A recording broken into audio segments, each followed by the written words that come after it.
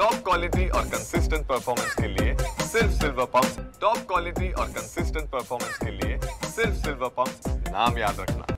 गरीब आणि गरजवंत लोकांना स्वस्तामध्ये जेवण मिळावं यासाठी शिवभोजन थालीची सुरुवात सरकारने केली आणि त्याला चांगला प्रतिसादसुद्धा मिळाला। मात्र गेल्या काही दिवसात ज्या चर्चा सुरू झाल्या की शिवभोजन थाळी बंद होणार आहे, अशा प्रकारच्या चर्चा सुरू झालेल्या आहे। मात्र शिवभोजन थाळीची नेमकी परिस्थिती काय आहे हे आपण जाणून घेण्यासाठी शिवभोजन केंद्रावर आपण या ठिकाणी आलेलो आहे। या ठिकाणी जर आपण बघितलं तर या ठिकाणी जेवण सुरू असल्याचं चित्र पाहायला मिळते आहे।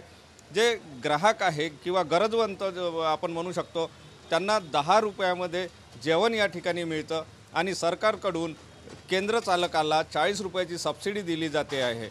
एकंदर म्हणजे ती 50 रुपयाची थाली होते, मात्र गरजवंताला ती 10 रुपयात मिळते। त्यामुळे गरीब आणि गरजवंतांची भूक या माध्यमातून भागवली जाते।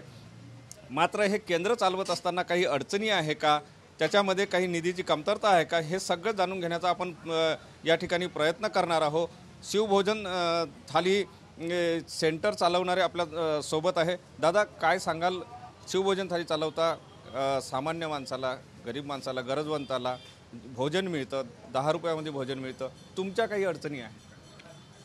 आमच्या काहीच अडचणी नाही आहे आणि ही गोरगरिबांना आणि गरजूंना, लाभार्थ्यांना स्वस्त आणि अल्प दरात जेवण मिळावं आणि पोषक आहार मिळावं ही संकल्पना हिंदुत्व सम्राट वंदनीय बाळासाहेब ठाकरे यांच्या संकल्पनेतून ही योजना आलेली आहे। मागच्या शासनामध्ये ही योजनेची शुभारंभ झालेला होता आणि ती सुरळीतपणे 5 वर्षापेक्षा जास्त झालेला आहे। आता जवळपास ही योजना सुरू आहे आणि नागपूर शहरात जवळपास 200 केंद्र संचालित आहेत, सुरू आहेत आणि शिवभोजन जे केंद्र चालक आहे यांना कुठली शासनाकडनं कुठल्याही प्रकारची काही अडचण नाही आहे। सुरळीतपणे सर्व शिवभोजन केंद्र सुरू आहे। सर्व गरजूंना एक टार्गेट कोटा दिलेला आहे। कोणाला जवळ 150 थाळीचा कोटा आहे, कोणाजवळ 100 थाळीचा कोटा आहे, कोणाजवळ 75 थाळीचा कोटा आहे।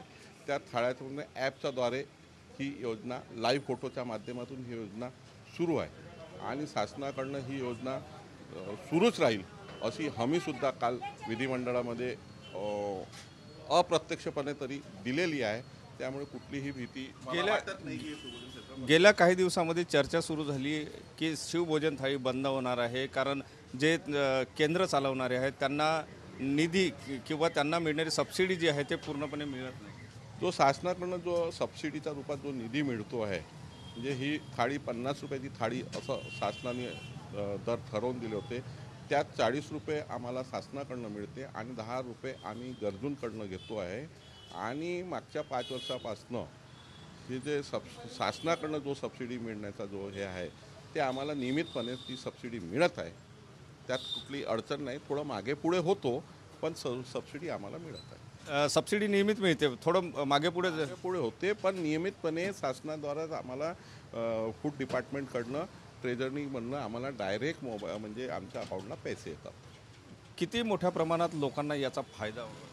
आता हे समजा 200 सेंटर नागपूर शहरात आहे, मला पूर्ण महाराष्ट्राची माहिती नाही पण नागपूर शहरात 200 सेंटर आहे आणि 100च्या हिशोबाने जर 20,000 थाळ्या, जर जे 200 गुणिले 100 इतक्या थाळ्या नागपूर शहरात आज वाटप होते गरजूंना, गोरगरिबांना।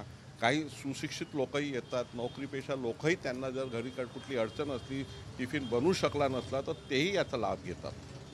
नक्कीच या ठिकाणी आल्यानंतर आणि आपण या ठिकाणची रिॲलिटी चेक केल्यानंतर आपल्याला असं जाणवलेलं आहे किंवा या ठिकाणी पाहायला मिळते आहे की जे थाळी जी आहे ती या ठिकाणी सुरळीत सुरू आहे आणि जो गरजवंत आहे त्याला या ठिकाणी थाळी दिली जाते, त्याच्याकडून 10 रुपये घेतले जाते। मात्र शासनाकडून जी सबसिडी मिळते ती मागे पुढे होते, परंतु सबसिडी नियमित येत असल्याचं हे सेंटर चालकांकडून सांगण्यात येत आहे। कॅमेरामन सचिन सयामसह सुनील ढगे, TV9 मराठी, नागपूर।